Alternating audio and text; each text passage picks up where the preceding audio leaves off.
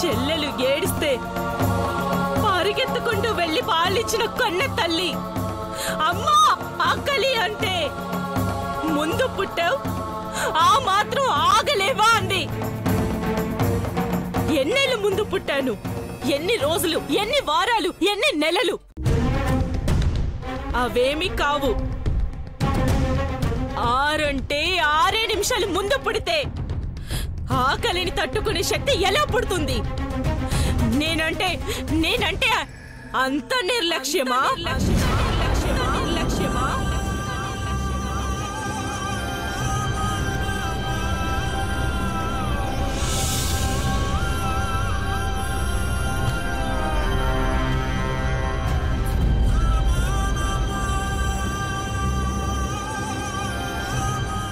అంజలి పాక్కుంటూ పోయి సూది పట్టుకుంటే డాక్టర్ అవుతుందని చదివించారు. నేను వెళ్ళి కత్తి పట్టుకుంటే అంతకురాలవుతానని చదువు ఆపించారు. కత్తితోనే కదా మరి డాక్టర్లు ఆపరేషన్ చేసి ప్రాణాలు పోసేది. మరి నన్ను ప్రాణాలు తీసేదని ఎలా నిర్ణయిస్తారు?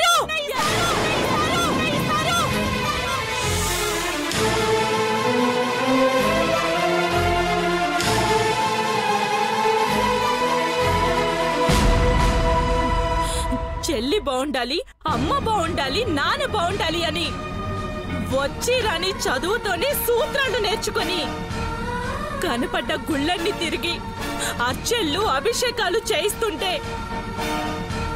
మెచ్చుకోలేదు. కానీ పిచ్చిదనే పేరు అంటగట్టారు.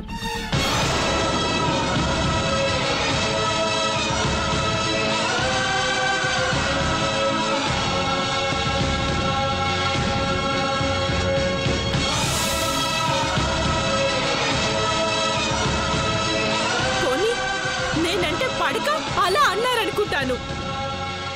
అంజలి ఎలా ఉందో, ఏం చేస్తుందో, ఎలా చదువుకుంటుందో అని అదే పనిగా ఆరా తీస్తుంటే ప్రేమ అనుకోకుండా ఇబ్బంది పెడుతుందని నాకు దానికి మధ్య గోడ కట్టారు.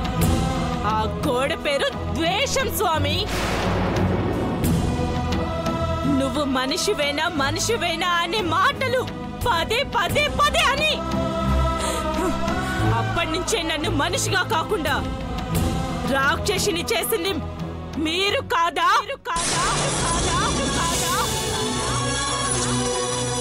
మంచిగా ఉండాలని ప్రేమగా చెప్తే మొండిగా నేను మారేదాన్ని కాదు.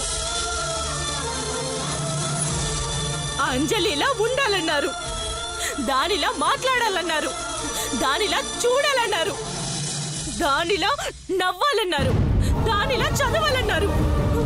అంటే నన్ను చావమని అప్పటినుంచే అన్నారు. అవునా స్వామి? అవును కదా స్వామి?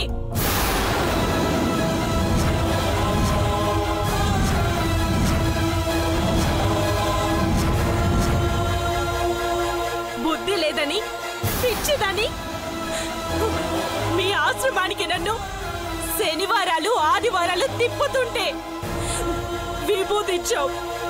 విభూతిచ్చావు కానీ ధైర్యాన్నిచ్చావా?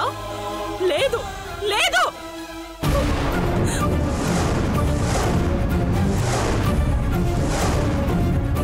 ఇలాగైతే కర్మ కాలిపోతావని ఒళ్ళు కోలిపోయేలా మాట్లాడారు. ఇలా ఉంటే పెళ్లి చేసుకోనని ఇల్లు దద్దరిల్లేలా అరిచారు. బుద్ధంటే ఏంటో బుద్ధి లేని ప్రశ్న అన్నారు కానీ బుజ్జగించి చెప్పారా? నేనంటే చిన్నప్పటి నుంచి నిర్లక్ష్యం. నిలదీస్తానన్నా, నిలవరిస్తానన్నా, నిలిపేస్తానన్నా.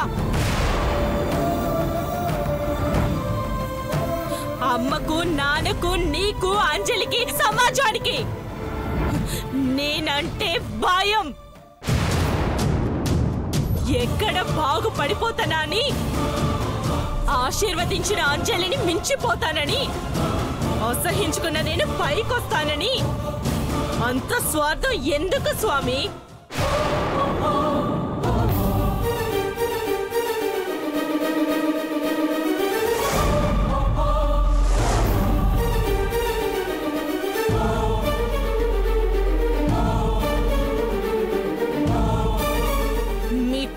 పేదరికం తల దించుకుంటుందనా? వేదాలు ఉపనిషత్తులు చదివిన వాడు నేల చూపులు చూస్తాడనా? ఒక్కొక్కటి గుర్తుకొస్తుంది కదా స్వామి. మానవత్వం అంటే ఏంటో రాక్షసత్వం కలిగి ఉన్న నేను చెప్తున్నానని ఆలోచన వస్తుంది కదా స్వామి.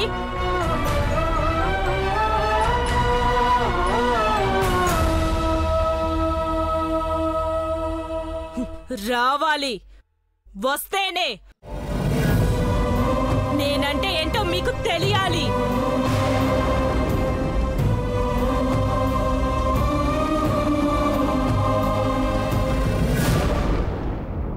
ఇరవై ఏళ్ళు ప్రతి ఒక్కరి చేత మాట పడ్డాను.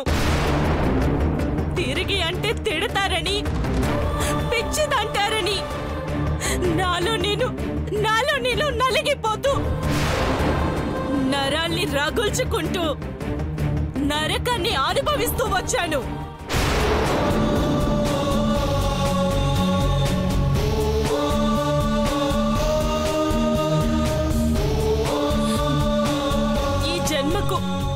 ఈ జన్మకు చావు ఎప్పుడొస్తుందా అని అనుకునే నాకు పెళ్లి చేస్తే పిచ్చి పోతుందో పేడ పోతుందో అని అర్జున్ని చూపించారు.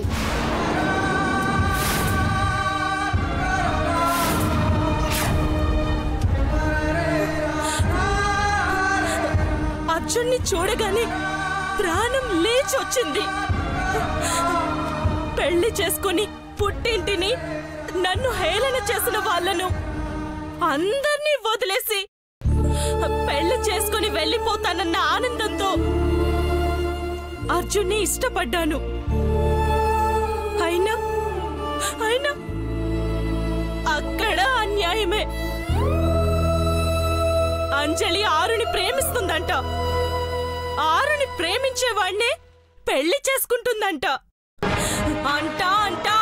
అంటూనే నాకంటూ లేకుండా నేనంటూ లేకుండానే చేశారు కదా.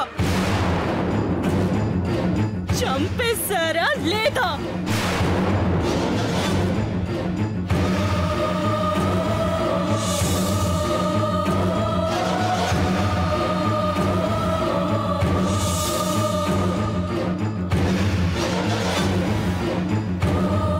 అందర్నీ వదిలేసి అత్తారింటికి వచ్చే ఆడపిల్లను దారి తప్పిన చంటి పిల్లలా చూసుకోవాలి. కానీ దరిద్రపతి ఏం చేస్తుందో అని తిడుతుంటే ఎలా ఉంటుంది? చిన్నైనా పెద్దైనా గొంతు పట్టుకుని ఇంకోసారి అలాంటి మాటలు బయటకి రాకుండా చెయ్యాలని ఉంటుందా లేదా?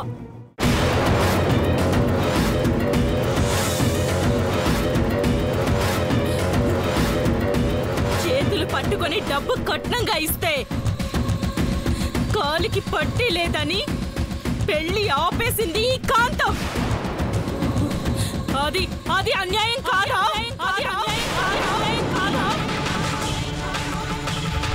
ఎక్కడ నా అర్జున్ మనసు మార్చుకుంటాడో అని అలుపు ఆయాసం నీరసం వచ్చేలా పరిగెత్తుకుంటూ వెళ్ళి పారేసుకున్న పట్టి పట్టుకొని వస్తే రక్తం కళ్ళ చూశారు.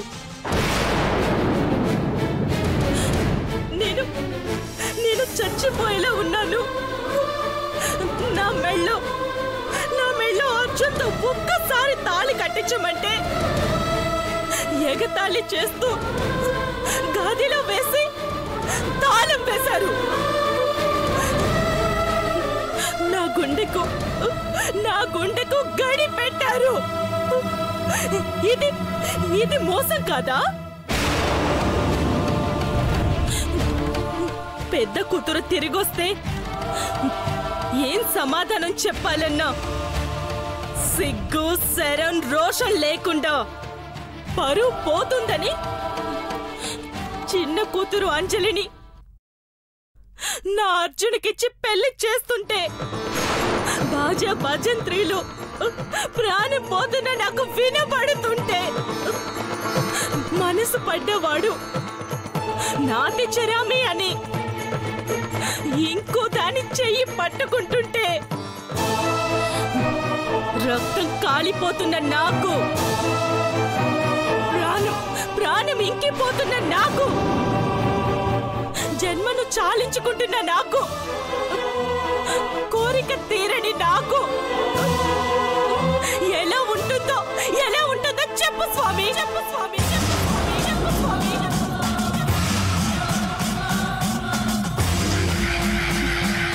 న్యాయం జరగలేదని, మోసం జరిగిందని ఆక్రోశంతో, అన్యాయంతో నలిగిపోతున్న నా ఆత్మఘోషను ఎవరూ వినలేదు. బతికుండగా నా జీవితంతో ఆడుకున్న వాళ్ళు కొందరైతే, చచ్చిపోయాక కూడా నా కళేబరంతో ఆడుకున్న వాళ్ళు ఇంకొందరు. పిచ్చిది పారిపోయిందని, లేచిపోయిందని, అవమానంతో చచ్చిపోయిందని రకరకాలుగా ప్రచారం చేశారే కాని, అయ్యో మా వల్లనే ఇలా జరిగిందని ఒక్కరంటే ఒక్కరు ఒప్పుకున్నారా? లేదు. 30 రోజుల తరువాత నా కళేబరంలో ఆత్మను నింపుకొని ముల్లుని ముల్లుగా, దెబ్బని దెబ్బగా తీయాలని వచ్చిన నన్ను దెయ్యమన్నారు, రాక్షసి అన్నారు, ప్రేతాత్మ అన్నారు.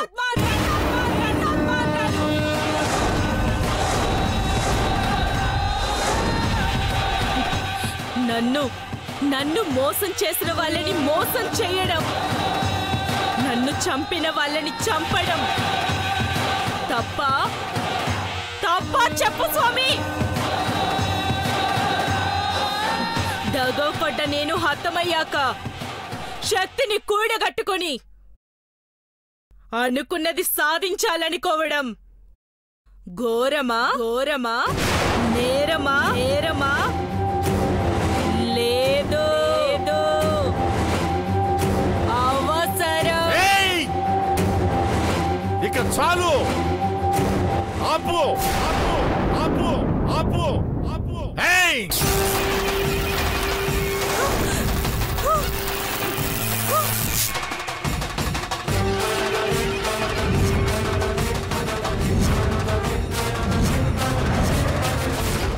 స్వామి, ఏంటిది? వదిలేయ్, నన్ను వదిలేయ్. నీ నుదుటి రాతలో బ్రహ్మరాతకు బదులు నెత్తురు మరకలు కనిపిస్తున్నాయి. అదే నీ విధిరాత. ఆవేదనంతా వెళ్ళగక్కితే గుండెలు కరగాలి గాని రక్తం ఉడక్కూడదు. అన్యాయం జరిగిందని అరిస్తే బతికుండగా న్యాయం చెయ్యని ఆ దేవుడు పునర్జన్మలోనైనా మేలు చేసి పొరపాటును సరిదిద్దుకుంటాడు. కానీ నువ్వు ఆ అవకాశాన్ని పాడు చేసుకున్నావు. నీ ఆయుష్ యుక్త వయసులో ముగుస్తుందని తెలిసాక కూడా 100 ఏళ్లు బతకాలనుకోవటం అత్యాశ. అలాగని నా అర్జుని జన్మకి వదిలేసుకుని పోవాలంటావా? పోవాలి. ప్రాణం పోయిన తర్వాత ప్రపంచాన్ని వదిలి వెళ్ళిపోవాలి. సృష్టి ధర్మం ప్రకారం నడుచుకోవాలి గాని భూత ప్రేత పిశాచాలను జమ చేసుకుని అతీంద్రియ శక్తులతో మారణ హోమాన్ని సృష్టించావు. పైశాచికత్వాన్ని పరాకాష్ఠకు చేర్చుకుని దాన్ని పట్టుదలని, పంతమని, ప్రేమని, వినాశనాన్ని సృష్టించే నువ్వు నరకానికి పోవాల్సిందే.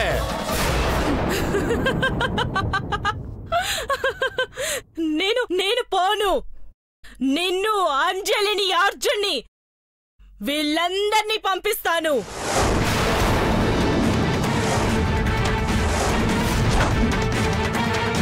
నువ్వు నన్నేమి చేయలేవు.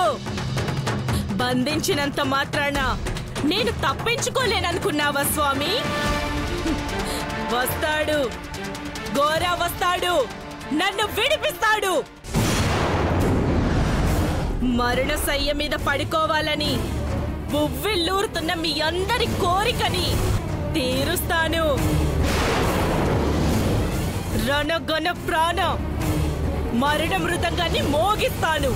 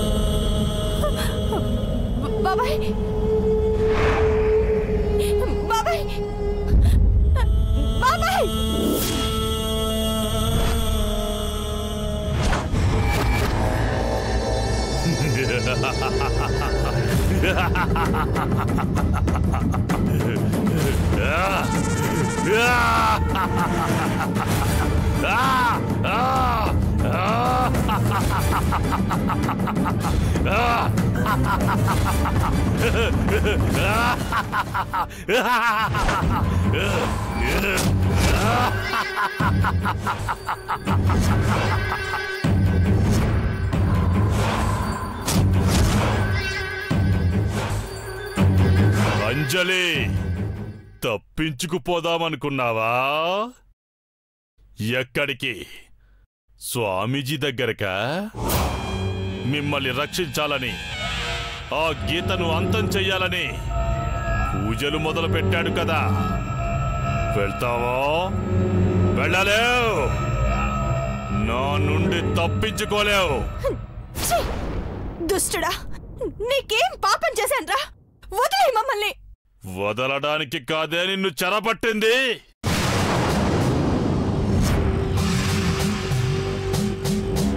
ఆ స్వామీజీ వచ్చి నా కన్ను కప్పి గీతను తీసుకెళ్లాడే. ఆఖరి అంకంలో ఆశయం నెరవేరే వేళ అదును చూసి దెబ్బ కొట్టాడే. వదలను. నిన్ను, ఆ స్వామీజీని, మిగతా అందర్నీ హతమారుస్తా.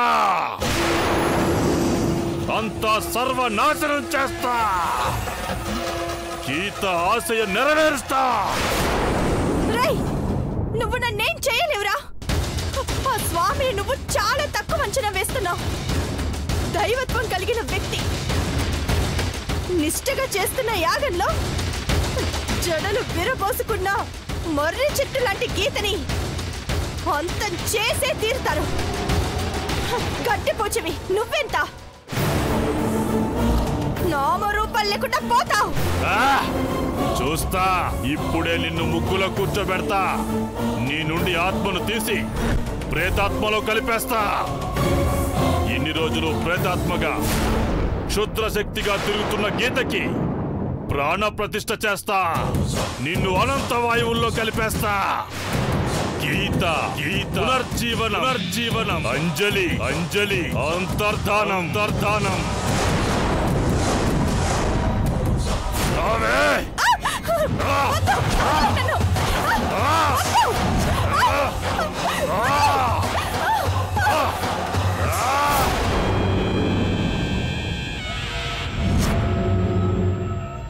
ఓం ఓం బ్లీం బ్లీం ప్రశస్తన ప్రశస్తన హస్త హస్త అంతం అంతం దృష్ట దృష్ట ప్రశస్త ప్రశస్త బ్లీం బ్లీం.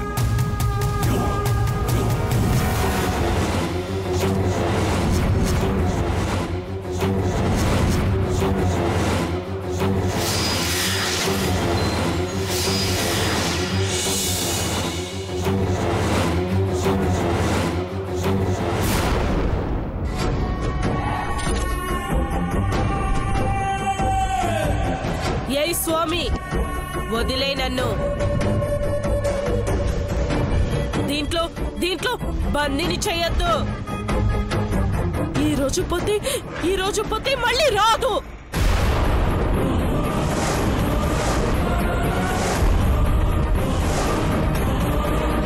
ఏ స్వామి, ఇంత చెప్పినా నా గోడ్ నీకు అర్థం కావడం లేదా? నా పగ, ప్రతీకారం, ఆశయం నీకంతా వెటకారంగా అనిపిస్తుందా? నిన్నే అంజలి అంతాన్ని నేను ఆశిస్తూ ఉంటే నన్ను అంతం చేస్తానంటావా? ఏమొస్తుంది నీకు? ఏం సాధిద్దామని?